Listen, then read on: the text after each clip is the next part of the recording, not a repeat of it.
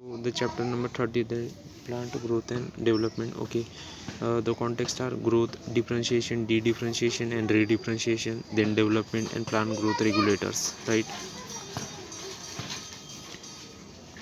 Okay, so what is the important? Okay, so all cells of a plant, you can see the line, all cells of a plant are descendants of the zygote. Okay, the question is, okay, all cells of a plants are descendants of the zygote. Now the question is then why and how do they have different structure and functional attributes. Now development is the sum of two processes, that is growth and differentiation. Okay, to begin with, it is essential and sufficient to know that the development of a mature plant from a zygote, that is fertilized egg, follow a precise and highly ordered succession of events. During this process, a complex body organization is formed that produces roots, leaves, branches, flowers, fruits, seeds, and eventually they die. The first step in the process of plant growth is the seed germination. The seed germinates when favorable conditions for growth exist in the environment. In the absence of such favorable conditions, the seeds do not germinate and goes into a period of suspended growth or rest, that is dormancy.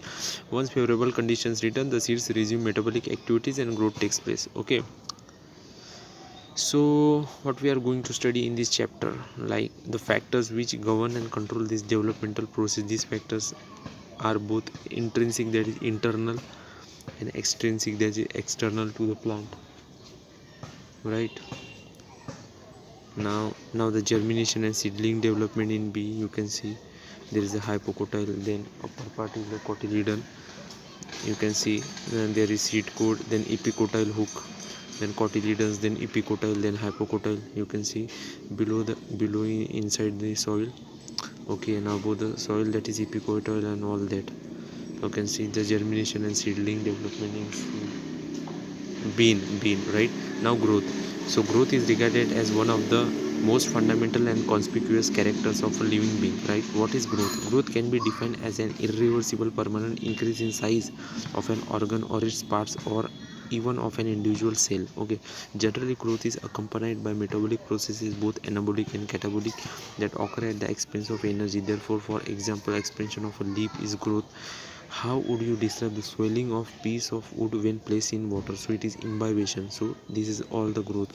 Now plant growth generally is indeterminate, it is not determined. This is a unique because plants retain the capacity for unlimited growth throughout their life. This ability of the plants is due to the presence of meristems at certain locations in their body. Okay, this ability of the plants is due to the presence of the meristems at certain location in their body. Now meristem can be axillary, intercalary, or apical. Okay, the cells of such meristems have the capacity to divide and self-perpetuate. The product, however, soon loses the capacity to divide, and such cells make up the plant body. This form of growth, wherein new cells are always being added to the plant body by the activity of meristem, is called the open form of growth. Now what would happen if the meristem ceases to divide? Does this ever happen? If it ceases to divide, then the growth of the plant gets stopped. It's stopped. Okay, now the root apical meristem and the shoot apical meristem we study. So they are responsible for the primary growth of the plants and principally contributed to the elongation of the plants along their axis, right? You also know that in dicot plants and gymnosperm, the lateral meristem, vascular cambium and core cambium appear later in life. These are the meristems that cause an increase in the girth of organs in which they are active. This is known as the secondary growth of plant. So remember, the dicot and gymnosperms, the lateral meristems, vascular cambium and core cambium appear later in life. So these are the secondary growth of the plant. Now going to the growth is measurable. So growth at a cellular level is principally a consequence of increase in the amount of protoplasm. Since increase in protoplasm is difficult to measure directly, one generally measures some quantity which is more or less proportional to it. Growth is therefore measured by a variety of parameters, some of which are increase in fresh weight, dry weight, length, area, volume, cell number. You may find it amazing to know that one single major root apical meristem can give rise to more than 70,500 new cells per hour, whereas cells in watermelon may increase in size up to 350,000 times. Informal growth is expressed as increase in number. So root mesh cells, it shows the cell increase in cell number. The latter expresses growth as increase in size of the cell, while the growth of a pollen tube is measured in terms of its length. An increase in surface area denotes the growth in a dorsiventral leaf, that is shown in the dicot plants. Dorsiventral leaf, that is dicot leaf, you know. In here you can see the shoot apical meristem on the upper side and root apical meristem on the below side, and vascular cambium on the sidewise and shoot, and then there is a root. So this is all it. So diagrammatic representation of locations of root apical meristem, shoot apical meristem and vascular cambium side by side. Arrows exhibit the direction of growth of cells and organs. So this is it. Now the phases of the growth. So the period of growth is generally divided into three phases, namely meristematic, elongation and maturation. Now you see the root tip. The constantly dividing cells both at the root apex and the shoot apex represent the meristematic phase of growth. The cells in this region are rich in protoplasm, possess large conspicuous nucleus. Their cell walls are primary in nature, thin and cellulosic with abundant plasmodesmatal connections. The cell proximal just next away from the tip to the meristematic zone represent the phase of the elongation. Now the increased vacuolation, cell enlargement and new cell wall deposition. So remember the characteristics of like the phase of the elongation, that increased vacuolation, cell enlargement and cell wall deposition are the characteristics of the cells in this phase. Further away from the apex, that is more proximal to the phase of the elongation. So further away from the apex, that is more proximal to the phase of the elongation, lies the portion of axis which is undergoing the phase of maturation. The cells of this zone attain their maximal size in terms of wall thickening and protoplasmic modification. So you remember the wall thickening and protoplasmic modification happens in the maturation region, right? Most of the tissues and cell types we have studied in earlier classes. Let's go to hell. This is an important line. Now we are going to study the growth rates. Now the increased growth per unit time is termed as the growth rate. Thus rate of growth can be expressed mathematically. An organism or a part of the organism can produce more cells in a variety of ways. It is big gandu, arithmetic and geometric. So arithmetic and geometric. So arithmetic, that is only one cell divides. Okay, it's too much noise in here. I don't know why people make the noise, especially that cycle. Anyways, arithmetic and geometry. So in geometry all the cell divides. In arithmetic only one daughter cell divides. Okay, rest daughter cell gets matured. So here is the representation of the zygote that divides. Then geometrical phase all cells divide, but when it gets like, there is an arithmetic phase, that is cells capable of division and cells that lose capacity to divide. So in zygote we can see geometric growth firstly, and then secondly we see the arithmetic growth. Now diagrammatic representation of arithmetic, geometric growth and stages during embryo development, showing geometric and arithmetic phases. Okay, now the constant linear growth, a plot of L against time. So you can see the height of the plant, and in here that is time. Now the growth rate shows an increase that may be arithmetic or geometrical. In arithmetic growth, following mitotic cell division, only one daughter cell continues to divide while the other differentiates and matures. That is differentiation. The simplest expression of arithmetic growth is exemplified by a root elongating at a constant rate. Okay, on plotting the length of the organ against time, a linear curve is obtained. Mathematically it is expressed as LT is equals to L0 plus RT. LT is the length at time, L0 is the length at time 0, and R is the growth rate, elongation per unit time, very important. R is the growth rate and elongation per unit time. Okay, now the next thing is like the an idealized sigmoid. You can see in here I told you like linear growth curve against in arithmetic growth, and an idealized sigmoid growth curve typical of cells in culture and many higher plants and plant organs. So it is sigmoid growth curve. There is a lag phase, then there is an exponential phase, and there is a stationary phase. Okay, as you can see. So let us see what happens in geometrical growth. In most systems the initial growth is slow, that is lag phase in most of the system, and it increases rapidly thereafter at an exponential rate, that is log or exponential phase. Here both the progeny cells following mitotic cell division retain the ability to divide and continue to do so.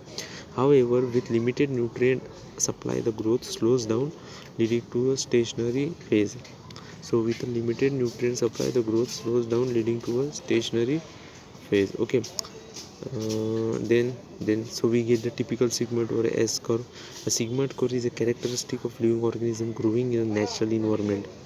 So sigmoid curve is a S-shaped curve sigmoid curve, it is present occurring in the natural environment. Okay, it is a typical for all cells, tissues and organs of a plant. Can you think of more similar example?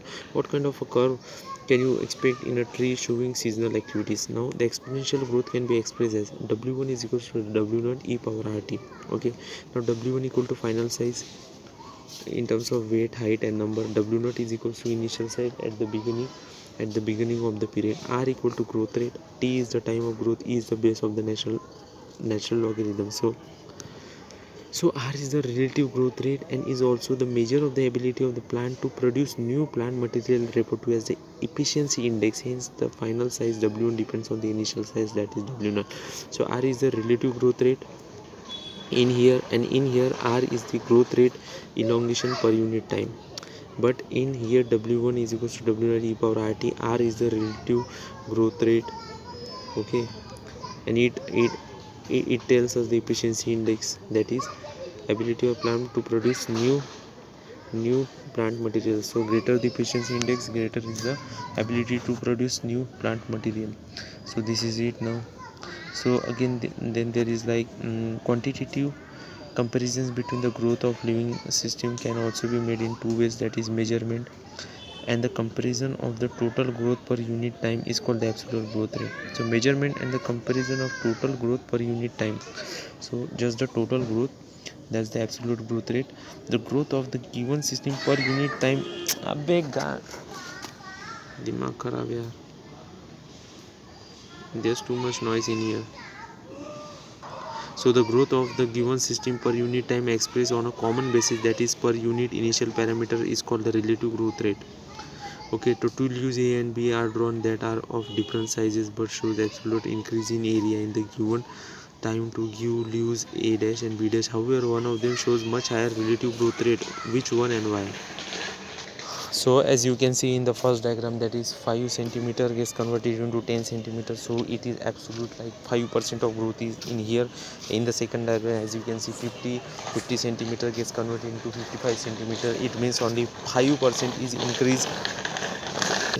So in here, as you can see in the second diagram, there is like 5% of increase. So per unit initial, you see it is more in the first diagram, because it is 5 centimeter, it gets just double up, and in here like it's 50% to 50 to it's 55, so it's just like increasement of like just 5 centimeters. So obviously it is in the first case. So I hope you understand, this is conceptual and this is asking NTA.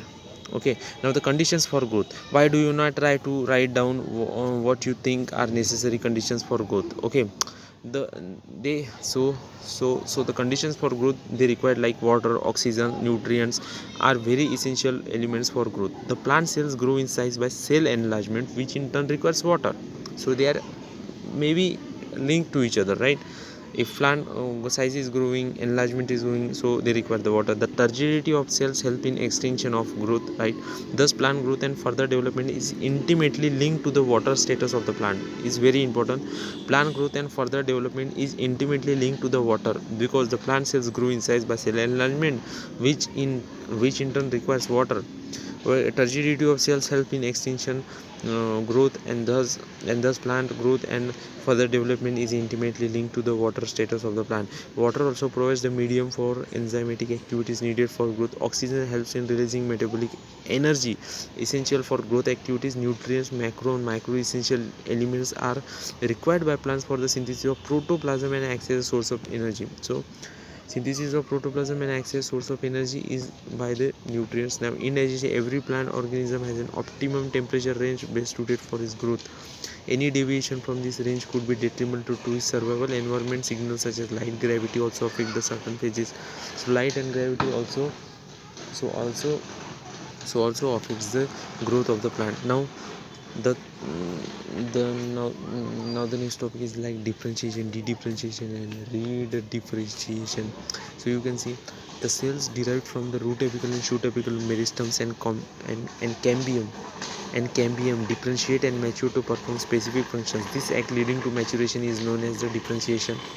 During differentiation, cells undergo few to major structural changes both in their cell walls and protoplasm. For example, To form a trachyreal element, the cells would lose their protoplasm. Okay, they also develop a very strong elastic lignocellulosic secondary cell walls to carry water to long distances even under extreme tension, right?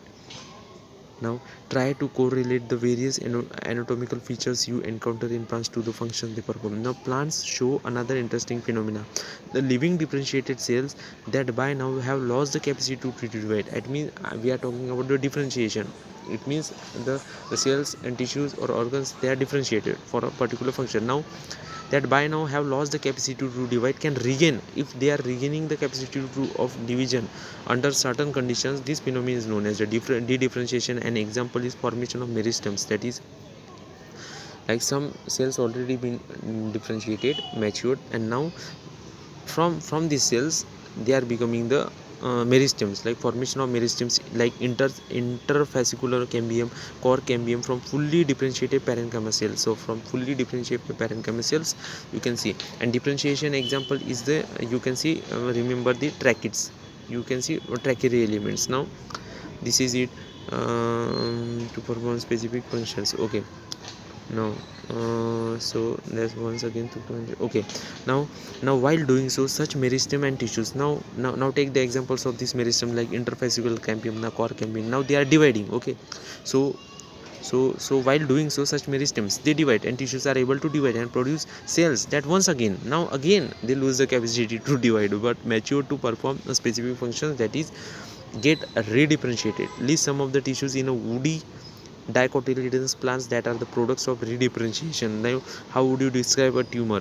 So tumor is an example of redifferentiation. How would you call the parenchyma cells that are made to divide under controlled laboratory conditions during the plant tissue culture? So parenchyma cells that are made to divide, it means they are de-differentiated cells. Okay, now the growth in plants is open, that is it can be indeterminate or determinant. So it can be both, it is indeterminate and determinant. Now we can say that the even differentiation in plants is open because cells and tissues arising out of the same meristem have different structures and maturity. So they have the different structures and maturity. It's flexible, it's open, it depends on the location. The final structure at maturity of a cell is also determined by the location of the cell within. For example, cells positioned away from the root apical meristems differentiated as root cap cells, while those pushed to the periphery mature as epidermis. Can you add a few more examples of open differentiation correlating the position of a cell to its position in an organ? Now development is term that includes all changes that an organism goes through during its life cycle, from germination of the seed to senescence. Diagrammatic representation of the sequence of processes which constitute the development of a cell of a higher plant is given. Okay, now you can see the meristematic cell, then plasmatic growth, then differentiation, then all expansion, elongation, maturation, mature cell, then senescence, then death, then cell division. So this cycle keeps on. So development process in a plant cell. Okay, now so now we are like the plants, now the plants follow different pathways in response to environment or phases of life. Now plant follow different pathways in response to environment or phases of life to form different kinds of structures. This ability is called the plasticity. Example, heterophyly in cotton, coriander and larkspur. In such plants, the leaves of the juvenile plant are different in shape from those in mature plants. On the other hand, difference in shapes of leaves producing air and those producing water in buttercup also represent the heterophyllous development due to the environment. It also represents the heterophyllous development due to the environment. Now this phenomenon of heterophyly is known as the example of plasticity. So you see the diagram like juvenile and adult, because of the phases of the life, you see. Then there are like buttercup. So in water it has a different, and in terrestrial they have a different. So in terrestrial habit they have this type of leaves, and in water habit they have this type of leaves. So in juvenile and in adult, that is phases of life. So these are the plasticity. And in phases of life you can see the examples of cotton, coriander and larkspur. And in buttercup, these are the examples of due to the heterophyllous development due to the environment, as you can see in here, like heterophyly in larkspur and buttercup, larkspur, cotton and coriander, right? Now thus growth, differentiation and development are very closely related events in life of a plant. Now development is growth and differentiation. Growth, differentiation, development, it's all the three things, like growth, it is a permanent increase in irreversible increase in size of cell. Differentiation, it is a maturity that cell loses their capacity to divide. And development, it is sum of both. So all these three terms are correlated events in life of a plant. Broadly, development is considered as the sum of growth and differentiation. Development in plants, that is both growth and differentiation, is under the control of intrinsic and extrinsic factors. So development in plants, that is both growth and differentiation, is under the control of intrinsic and extrinsic factors. Like the former includes both intracellular genetic or intercellular factors. Now you see, it is very important, like what we mean by the intrinsic factor. So intrinsic factor means it includes both intracellular, that is genetic, and intercellular factors. Now what are these intercellular factors? These are the chemicals. These are the chemicals such as plant growth regulators. So these are the intercellular factors, very important. Intercellular means between the cells they work, while the latter include light, temperature, water, oxygen, and nutrients. So the latter includes light, temperature, water, oxygen, and nutrients. So all this is it. Now